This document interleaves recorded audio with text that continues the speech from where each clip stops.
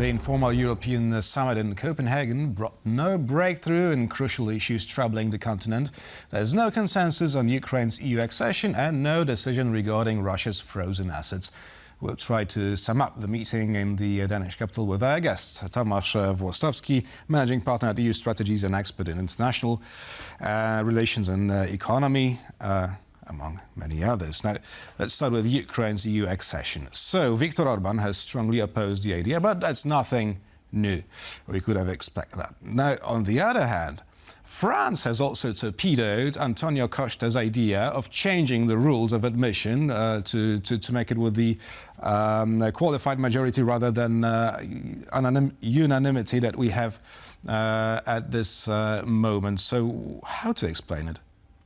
Well, I think in general, Costa appreciated how important that condition for unanimity is for member states. I mean, member states guard it with their life. For them, the requirement of unanimity is a final guarantee that their interests are going to be protected. And this is not really about Ukraine. I mean, I think it's important to point that out. This is about protecting their interest in the future, because each of these member states, there is going to be a time in the future when unanimity is required, and they want to make sure when it's required that they will be able to... Well, Greece also opposed the idea, but I guess that's because of Turkey. But why France on earth?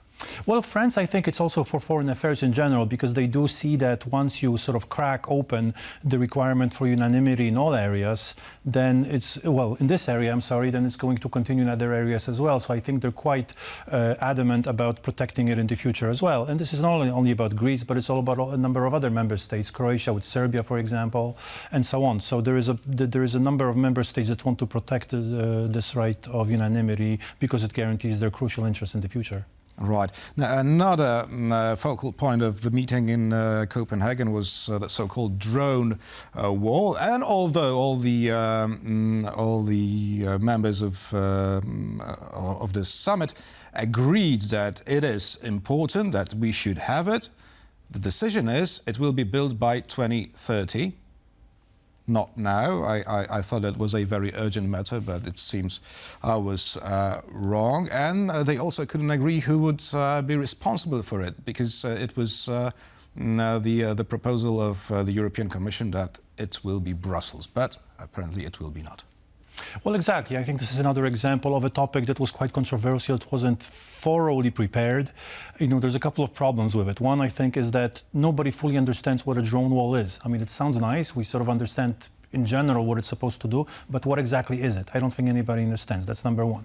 Number two, it's also, I think, clear that there are some member states that are more focused on this topic, and those are the member states here on the eastern border that have experienced Russian incursions. So the countries further to the west, they don't care that much about it, and they don't have the sense of urgency.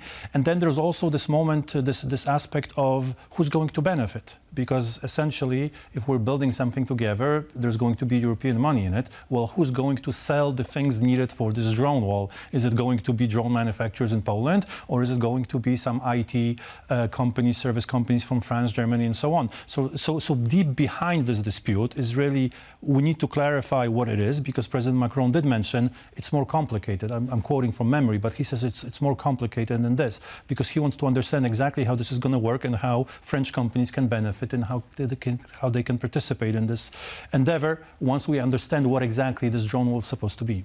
So it's always about money. Talking about which, Europe is still guarding Russia's frozen assets. It's not using them to help Ukraine. Now, the main nation responsible for this state of affairs is apparently Belgium. And the Belgian Prime Minister claims he receives death threats from Russia, because there are death threats warning him against unfreezing the money. Well, okay, putting the death threats aside, I think this sort of narrows in on the key issue, which is that this sounds from far away like it's a European issue. But at the end of the day, it's not a European issue, because the money is in Belgium. And it's under sort of Belgian custodianship. So it's the Belgian law and the Belgian government that would have to actually do something. So once, it's easier for EU institutions and for some of the other member states to say, we need to confiscate this money, because it's not going to be them who's going to be confiscating it. It's going to be the Belgian government that's going to be confiscating it. And I think we can understand that they're concerned about the legal parameters. Here, I think it's key to emphasize that this issue is moving slowly. It hasn't gotten to where we would like it to be, but you can see that the staunch opponents of confiscating the assets or using the assets to generate money for Ukraine, that group is shrinking. We've seen Germany before has been very much against it. Now we see the German Chancellor is slowly accepting the idea of using the Russian assets to generate money. So that group is shrinking. Now I think the main issue is how to guarantee to the Belgian government that whatever happens afterwards, if there's a legal challenge, if the confiscation of the assets is struck down by the courts, that the Belgian government's not going to be on the hook for that. So we need to sort of mutualize somehow the reliability of the Belgian government, spread it over all the European institutions, spread it over member states. Essentially, Belgium needs to be guaranteed that they're not going to be the left hanging at the end of it. Talking about things that shrink.